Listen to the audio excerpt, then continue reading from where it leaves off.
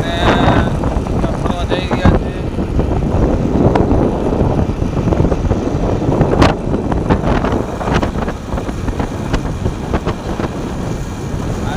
આવે છે 5 સમયે. આજ નવરાત્રનો ટાઈમ છે. ફરવા જાય છે.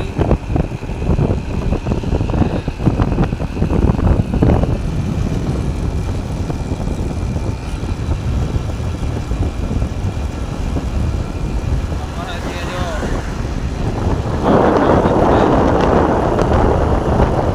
વાતાવરણ